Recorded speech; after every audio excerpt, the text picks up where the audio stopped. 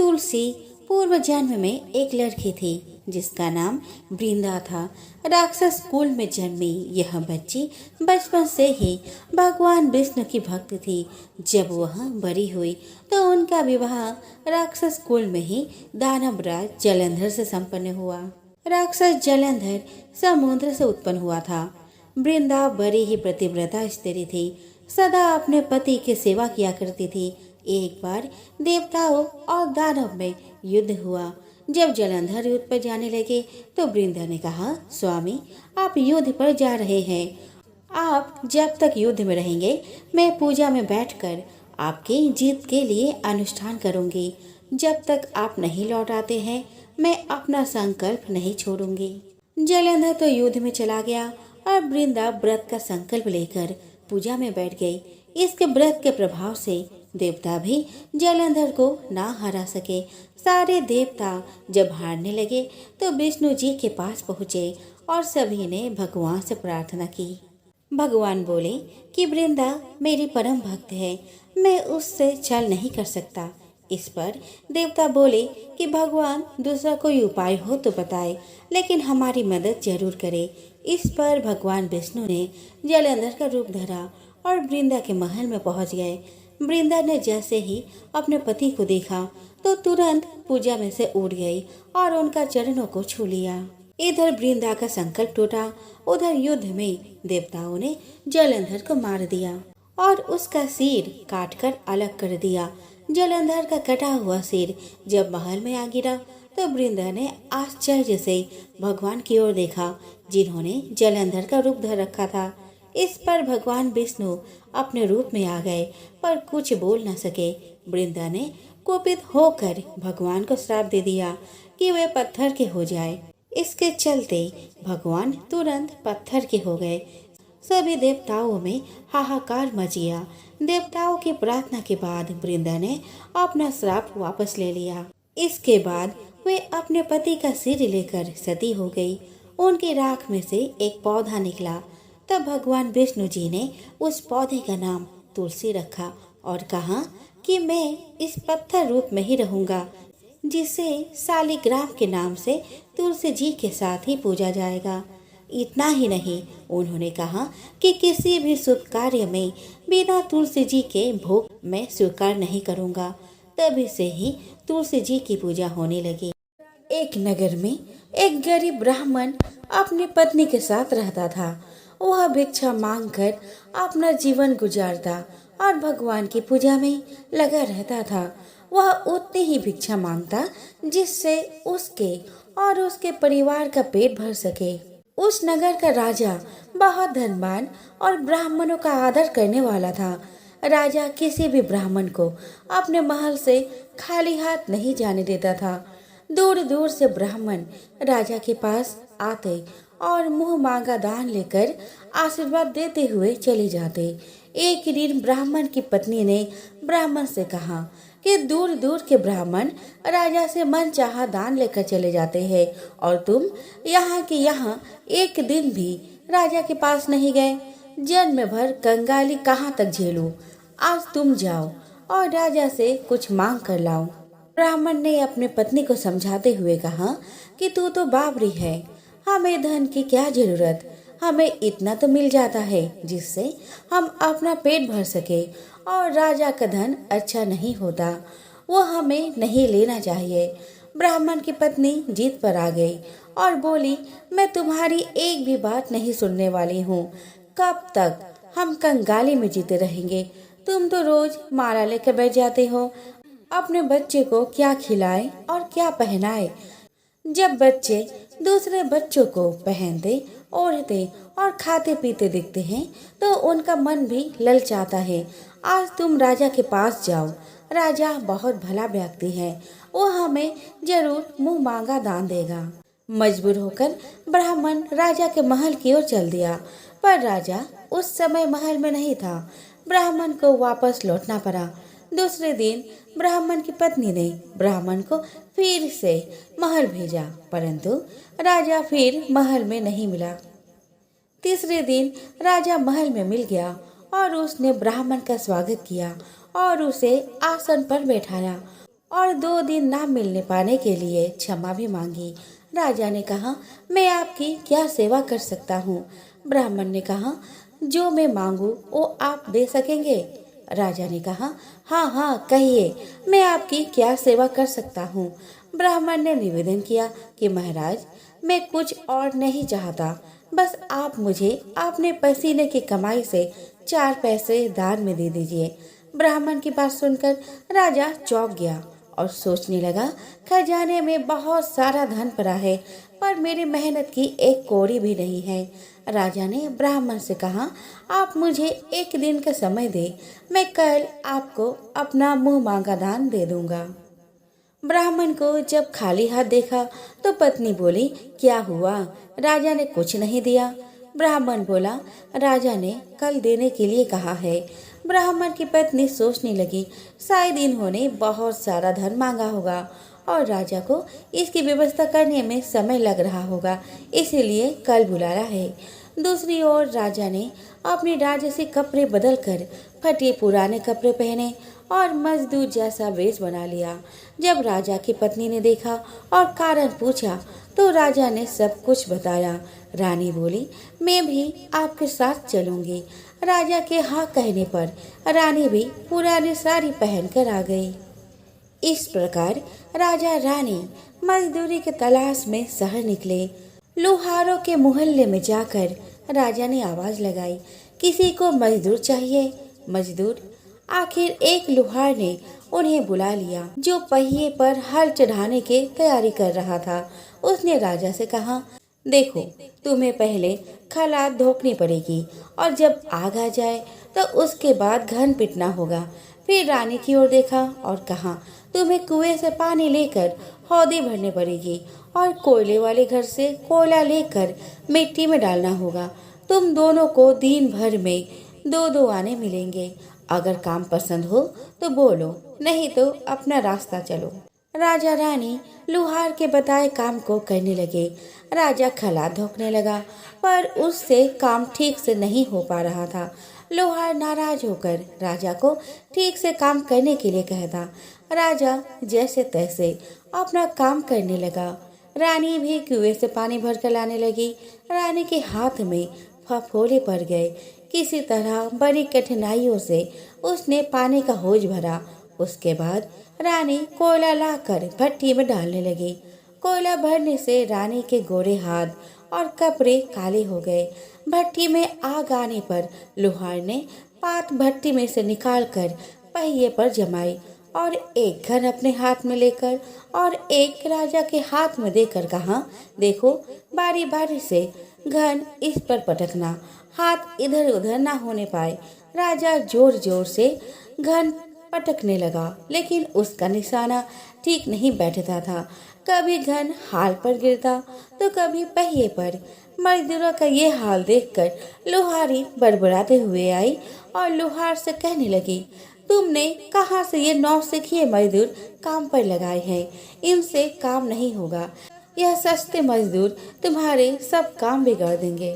राजा रानी उन दोनों की फटकार सुनते सुनते अपना काम मन लगा कर करते रहे।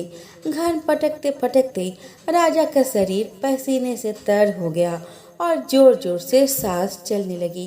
रानी भी पानी भरते भरते और कोयला झोंकते झोंकते थक कर चूर हो गई। दोनों ने पूरे दिन बहुत मेहनत किए। लोहार ने राजा रानी को 2-2 पैसे दिए, जिससे वह खुशी खुशी लेकर महल आ गए। आज उन्हें पता चला कि मेहनत की कमाई कैसी होती है। राजा ने 4 पैसे अलग रख दिए और अगले दिन ब्राह्मण को बुलाकर उसे दे दिया। ब्राह्मण राजा को आशीर्वाद देकर घर लौटा और ब्राह्मणी से कहा, लो, मैं राजा के यहाँ से दक्षिणा ले आया हूँ।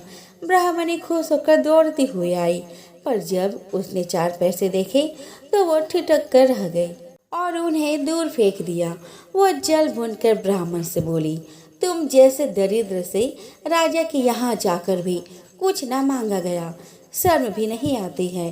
कहकर रूठ कर चली गई और बहुत देर तक बड़बड़ करती रही। ब्राह्मण ने उन 4 पैसों को उठाकर तुलसी घर के पास रख दिया और सोचा, जब ब्राह्मणी शांत हो जाएगी तो जरूरत पड़ने पर उसे उठा लेगी। परंतु कई दिनों तक पैसे वही रहे और फूल बेलपत्र ऊपर से गिरकर मिट्टी में दब गए। ब्राह्मण और ब्राह्मणी दोनों ही उन सिक्कों के बारे में भूल गए। कुछ दिनों बाद तुलसी घर में 4 पौधे उगे। चारों पौधे बहुत सुंदर थे। यह देखकर ब्राह्मणी रोज उनमें पानी डाल देती। 4 महीने बाद वह पौधे बड़े हो गए और उनमें फूल लगने लगे। फूल सूखने पर इनसे मोती झड़ने लगे। ब्राह्मण और ब्राह्मणी ने कभी मोती नहीं देखे थे। वे समझे कि कोई बीज है। हर रोज कई फूल झड़ते और बहुत मोती पूरे तुलसी घर में बिखर जाते। ब्राह्मणी उन मोतियों को समेट कर घर के एक कोने में डाल देती। इस तरह वहां मोतियों का ढेर लग गया। एक दिन एक सब्जी वाली आई। ब्राह्मणी को सब्जी लेनी थी पर उसके पास पैसे नहीं थे। उसने सब्जी वाली से कहा कि क्या तुम इन चमकदार बीजों के बदले सब्जी दे सकती हो। सब्जी वाली ने देखा तो वह पहचान गई कि ये तो मोती है। उसने खुशी खुशी ब्राह्मणी को उन मोतियों के बदले उसकी मनपसंद सब्जी दे देती। अब से हर रोज ऐसा होने लगा। ब्राह्मणी और सब्जी वाली दोनों खुश थे। सब्जी वाली यह सोचकर खुश थी कि मुझे 1 पैसे की तरकारी के बदले हजारों का माल मिलता है, और ब्राह्मणी यह सोचकर खुश थी कि इन चीजों के बदले सब्जी मिल जाती है। इस प्रकार कई महीने बीत गए। उधर राजा के महल में कई राजहंस थे जो मोती चुगते थे। राजा का यह नियम था, जब राजहंस मोती चुगते थे उसके बाद ही राजा और उसका परिवार भोजन करता था। एक समय बाद राजा का सारा धन उन मोतियों और दान देने में खर्च हो गया। अब राजा को मोती खरीदने के पैसे तक नहीं बचे। यह खबर पूरे नगर में फैल गई। ब्राह्मण और ब्राह्मणी को जब यह पता चला तो उन्होंने यही विचार किया कि राजा बहुत दानी और नेक दिल है। उसने अपना सब कुछ दान कर दिया, यहाँ तक कि शायद उनके पास खाने को भी कुछ नहीं है। ऐसे हालत में हमें उन लोगों की सहायता करनी चाहिए। ब्राह्मण ने ब्राह्मणी से कहा, अगर तू कहे तो इसमें से कुछ बीज राजा को दे दूं। तू कहती है इससे सब्जी और खाने की चीज मिल जाती है। ब्राह्मणी ने कहा कि हाँ, मैं रोज इसके बदले सौदा लिया करती हूँ। ऐसा कहकर ब्राह्मणी एक टोकरी बीज भर लाई और ब्राह्मण राजा के पास पहुँचा और उसे वह मोती दे दिए और राजा को सारी बात बताई। राजा उन मोतियों को देखकर चौंक गया। उसने मोती राजहंस को दिए। राजहंस उन्हें चुभने लगे। यह देख राजा ने ब्राह्मण से कहा कि एक एक मोती सैकड़ों रुपये का है। सच बताए, आपके पास इतने मोती कहाँ से आए? ब्राह्मण बोला, महाराज, ऐसे बीज तो हमारे घर में बहुत है। और राजा को पूरी बात बताई। राजा अपने मंत्रियों के साथ ब्राह्मण के घर पहुँचे और उन चारों पेड़ों को देखा। पूछताछ में उन सिक्कों वाली बात सामने आ गई। जब पेड़ों को देखा तो उनके जड़े के पास वही सिक्के चिपके हुए थे। आज ब्राह्मण ब्राह्मणी को मालूम हुआ कि उनके पास लाखों करोड़ों की दौलत है, जिसे वह साधारण बीज समझते थे। ब्राह्मण ने सोचा कि मेरे लिए यह धन किस काम का। ऐसा सोच ब्राह्मण ने सारे मोती राजा को दान में दे दिए। राजा की आंखें भी खुल गई। मेहनत की धन की कीमत उन्हें मालूम पड़ गई। उस दिन राजा ने प्रण कर लिया कि मैं खजाने के पैसों से एक भी पैसा अपने खर्च में नहीं लाऊंगा। अपना खर्चा मेहनत करके चलाऊंगा। खजाने और ब्राह्मण के दान से राजा ने जनता के हित में कई धर्म कर्म के काम शुरू कर दिए। है तुलसी माता, जैसे आपने उस राजा और ब्राह्मण को दिया वैसा सबको देना। तो बोलो तुलसी माता की जय। एक कन्या थी। जब वह थोड़ी बड़ी हुई और उसको समझ आने लगी, तब से वह तुलसी माता जी की पूजन करने लगी। उसके प्रतिदिन का नियम था कि तुलसी माता जी का पूजन करने के बाद ही खाना खाती थी। जब वह कन्या शादी के लायक हुई, तब उसके माता पिता ने उसकी शादी करवा दी। कन्या को उसके माता पिता ने दहेज में भी एक तुलसी का गमला दिया। ससुराल में वह प्रतिदिन सवेरे उठते ही पूजा करती, फिर उसके बाद ही खाना खाने बैठती थी। उसकी दो जेठानियां थी। वे दोनों उसका मजाक उड़ाती थी। बड़ी नियम धर्म वाली बनती है। उन दोनों को उससे बहुत ईर्ष्या होती थी। इसीलिए वो दोनों तुलसी जी के गमला को छुपा देती। वह कन्या बड़ी मुश्किल से गमला ढूंढ कर लाती, अच्छे से पूजा करती और फिर खाना खाती। वह गमला ढूंढ कर ले आती। एक दिन तो उसके जेठानियों ने क्या करा कि गमला ही दूर फेंक दिया। कन्या ने खूब ढूंढा पर उसे गमला नहीं मिला। वह बहुत ही परेशान हो गई। उस दिन तो उसने खाना भी नहीं खाया। उसका नियम जो था, उस कन्या की सच्ची भक्ति देखकर तुलसी माता उससे बहुत प्रसन्न हो गई और उसके कमरे में तुलसी माता का गमला प्रकट हो गया। अगले दिन सुबह जब वह उठी तो क्या देखती है कि उसके खाट के चारों कोनों पर तुलसी माता का गमला आ गया है। वह देखकर वह तो बहुत प्रसन्न हो गई कि अब मेरी तुलसी माता को कोई चुरा नहीं सकेगा। पूजन करने के लिए भी कहीं और जाना नहीं पड़ेगा और कोई मेरी तुलसी माता को फेंक भी नहीं सकेगा। वह तो जल्दी से उठकर स्नान करती है और तुलसी माता की पूजन कर लेती है। जब वो खाना खाने बैठी तो उसकी जेठानियां मजाक करने लगी। लो, देवरानी का नियम धर्म पूरा हो गया।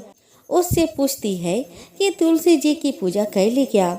देवरानी धीरे से बोलती है कि हाँ कर ली। जेठानियां बोलती है कहाँ से कर ली पूजा, गमला तो फेंक दिया गया था। देवरानी कहती है कि देख लो, मेरे कमरे में खाट पर तुलसी जी लग रही है।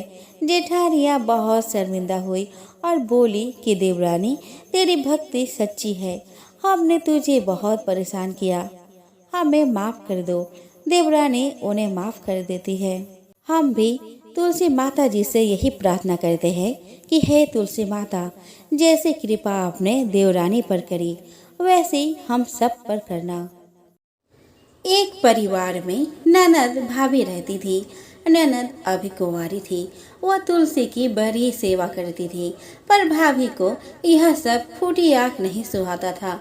कभी कभी तो वह गुस्से में कहती कि जब तेरा विवाह होगा तो तुलसी ही खाने को दूंगी और तुलसी ही तेरे दहेज में दूंगी। यथा समय जब ननद की शादी हुई तो उसकी भाभी ने बारातियों के सामने तुलसी का गमला फोड़कर रख दिया। भगवान की कृपा से वह गमला स्वादिष्ट व्यंजनों में बदल गया। गहनों के बदले भाभी ने ननद को तुलसी की मंजरी पहना दी तो वह सोने के आभूषणों में बदल गई। वस्त्रों के स्थान पर तुलसी के जनेऊ रख दिए तो वह रेशमी वस्त्रों में बदल गया। ससुराल में उसके दहेज आदि के बारे में बहुत बड़ाई हुई। इस पर भाभी को बड़ा आश्चर्य हुआ और तुलसी जी की पूजा का महत्व उसके समझ में आ गई। भाभी की एक लड़की थी। वह अपनी लड़की से कहती कि तू भी तुलसी की सेवा किया कर, तुझे भी बुआ की तरह फल मिलेगा। पर लड़की का मन तुलसी की सेवा में नहीं लगता था। लड़के के विवाह का समय आया तो भाभी ने सोचा जैसा व्यवहार मैंने अपने ननद से किया उसी के कारण उसे इतनी इज्जत मिली, क्यों न मैं अपनी लड़की के साथ भी वैसा ही व्यवहार करूं। उसने तुलसी का गमला फोड़कर बारातियों के सामने रख दिया, परंतु इस बार मिट्टी मिट्टी ही रही। मंजरी और पत्ते भी अपने पूर्व रूप में ही रहे। जनेऊ जनेऊ ही रहा। सभी बाराती भाभी की बुराई करने लगे। ससुराल में सभी लड़की की बुराई कर रहे थे। भाभी ननद को कभी घर नहीं बुलाती थी। भाई ने सोचा कि मैं ही वहां से मिलाऊं। उसने अपनी इच्छा पत्नी को बताई और सौगात ले जाने के लिए कुछ मांगा। भाभी ने थैले में ज्वार भरकर कहा, और तो कुछ नहीं है, यही ले जाओ। वह दुखी मन से चल दिया। भला बहन के घर कोई ज्वार लेके जाता है। बहन के नगर के समीप पहुंचकर उसने एक गौशाला में गाय के सामने ज्वार का थैला उलट दिया। तब ग्वाला ने कहा कि ए भाई, सोना मोती गाय के आगे क्यों डाल रहे हो। भाई ने उसको सारी बात बता दी तथा सोने मोती लेकर प्रसन्न मन से बहन के घर गया। बहन बड़ी प्रसन्न हुई। एक बुढ़िया थी। उसको तुलसी पूजा करने का नित्य का नियम था। वह प्रतिदिन खाना खाने से पहले पूजा करती थी और उसके बाद खाना खाती थी। वह तुलसी माता से प्रतिदिन प्रार्थना करती थी कि हे तुलसी माता, खाड़ खीर का भोजन देना, पाठ पीताम्बर का वेश देना, योगियों जैसी मौत देना, स्वर्ग का वास देना, राम लक्ष्मण जी की कांध देना, सीता जी का चाल चलावा देना।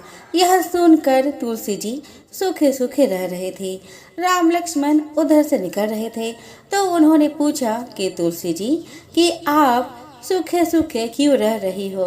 तो उन्होंने कहा कि एक बुढ़िया रोज मेरी पूजा करती है और वह मुझसे खाने का लड्डू मांगती है, खेलने को भाई मांगती है, खाड़ खीर का भोजन मांगती है, पाठ पीताम्बर का वेश मांगती है, आपकी कांध मांगती है, सीता जी का चाल चलावा मांगती है, स्वर्ग का वास मांगती है, योगिनियों से मौत मांगती है। बाकी सब तो मैं दे दूंगी, पर आपकी कांध कहाँ से दूं और सीता जी का चाल चलावा कहाँ से दूं। तो राम जी और लक्ष्मण जी तुलसी जी से बोले, आप हरे भरे हो जाओ, सब हो जाएगा। कुछ दिनों बाद बुढ़िया मर गई। लोग इकट्ठे होने लगे और बुढ़िया को शमशान ले जाने के लिए तैयारी करने लगे। तो वह इतनी भारी हो गई कि उसको लोग उठा नहीं पाए, उसको हिला भी नहीं पा रहे थे। लोग कहने लगे कि बुढ़िया इतनी भारी कैसे हो गई, वह तो देव दर्शन सब करती थी, क्या वह कोई जादू टोना करती थी जो ऐसी भारी हो गई। इतने में राम लक्ष्मण और सीता जी आए। सीता जी ने चाल चलावा किया और राम लक्ष्मण ने कंधा दिया और बुढ़िया सदेह बैकुंठ को चली गई।